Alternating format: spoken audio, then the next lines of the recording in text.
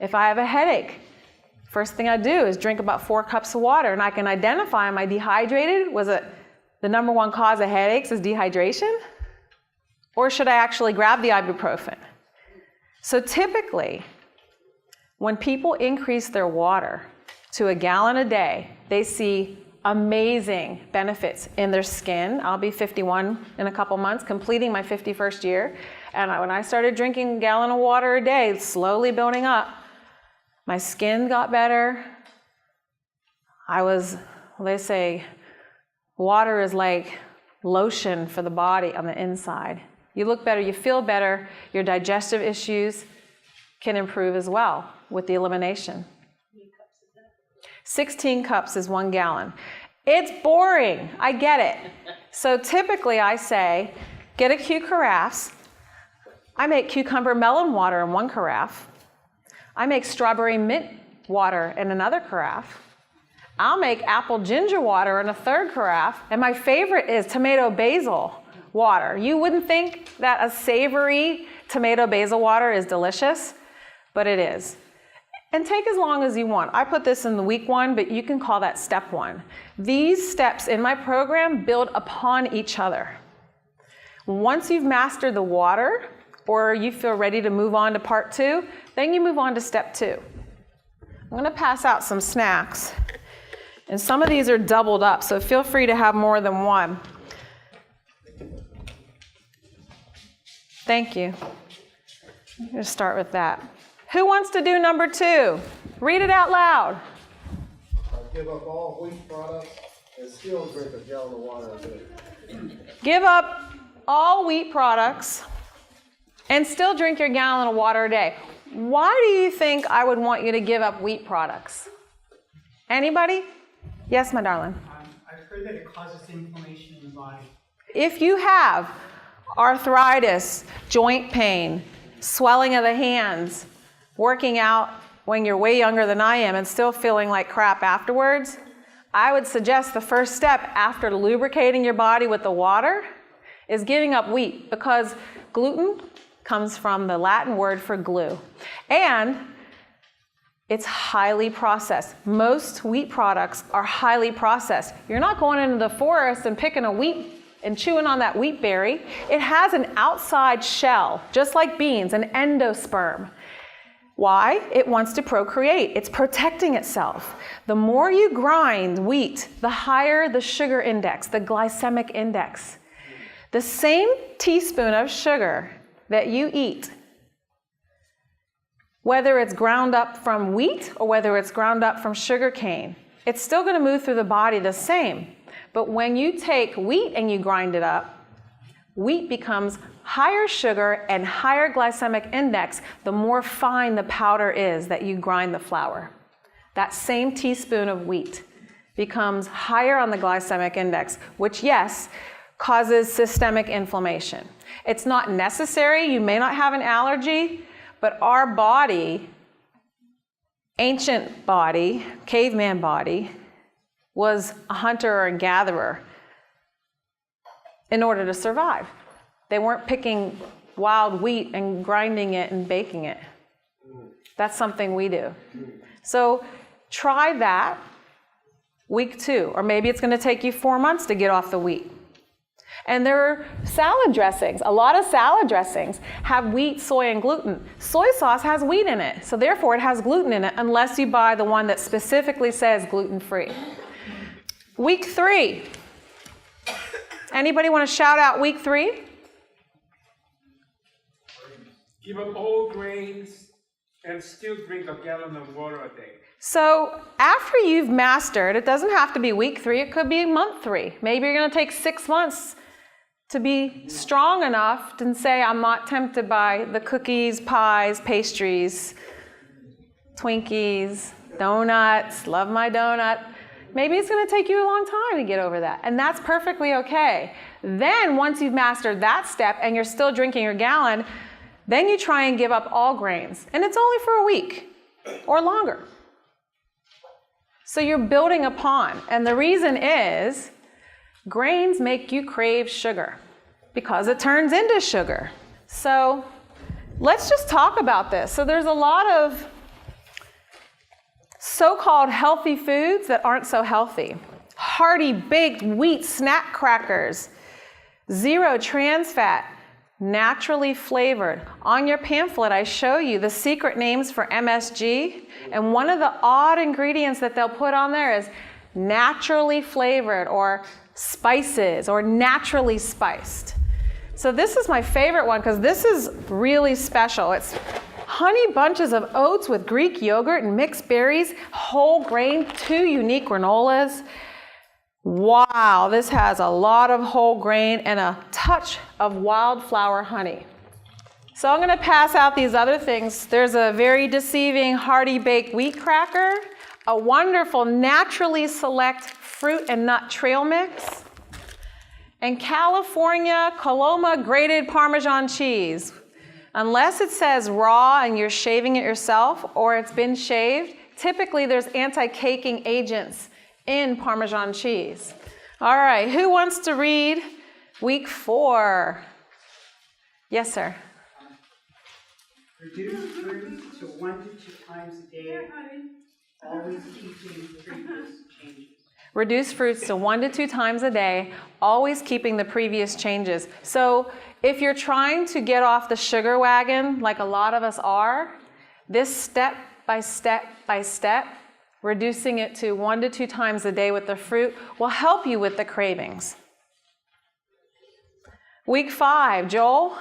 Reduce fruit to 1 or 2 times a week. Right, so after you've gotten that under control, and remember this is only for a week or longer. It may take you a month or 2 months to keep on drinking your water and reducing the fruit just so you get over the sugar cravings. I'm not saying it's forever.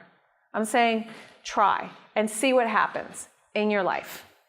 So now I'm going to pass you out the alternative to all the sweet stuff. So this is going to be a carrot, raw almond butter, and homemade preserves. And I put it instead of on a cracker or bread. It's like peanut butter and jelly, but it's raw almond butter, because when you have raw nuts and raw seeds, your body can absorb them better than if they're roasted. So if you want a treat, this is the treat to have rather than a cookie or a Twinkie. Oh, raw cheese. This is a trend that's become popular in the past 3 years. Most dairy products are homogenized and pasteurized.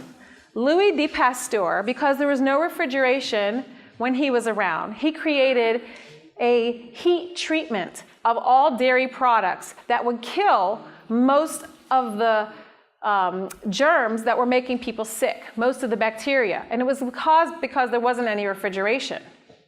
Can you read number 6? Yeah, change your oils to only healthy fats I mentioned earlier in my Facebook page. So I do this on my website and my books and on my Facebook page. Change your oils. What am I talking about? All the oils that are in junk food and processed food are hydrogenated oils. So hydrogenated oils are oils that are heat treated to the point where the molecular structure of the oil changes and it adds to shelf life. And your arteries don't know what to do with it. You're right. You're brilliant. Your arteries don't know what to do with it. And neither does the rest of your body, so it turns it into bad cholesterol or it turns it into abnormal body fat. So change your oils. What are good oils? Olive oil, avocado and avocado oil. What are good oils? Coconut oil. See, we let eggs out of jail about 12 years ago. I saw those commercials. Now we're letting coconut oil and butter out of jail. Canola oil is a highly toxic oil, and I'm glad you are telling me it's a good oil. For years, I only bought canola oil. Canola comes from a plant called the rapeseed. The rapeseed plant makes rapeseed oil. It's Canada's #1 export. When they decided to farm rapeseed oil, Canada did not want the word rape on their largest export. So they changed it to Canada oil, canola oil. But it is one of the shelf-stabilizing oils that in order to get the oil from that tiny seed, they must process it so much that it turns from a good oil to a bad oil. When they add hydrogen to oils, it makes it thick like Crisco, not lard that's natural from an animal. I read somewhere it's bad for you. I don't use canola oil anymore. I cook with coconut oil. I cook with olive oil, macadamia nut oil, walnut oil. If you're going to use extra virgin olive oil, do not heat your pan on high.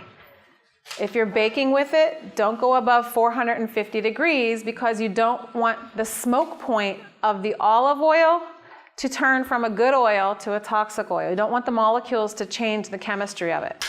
So typically, I'll cook with a different oil and then add my extra virgin olive oil afterwards in order to get that olive oil flavor.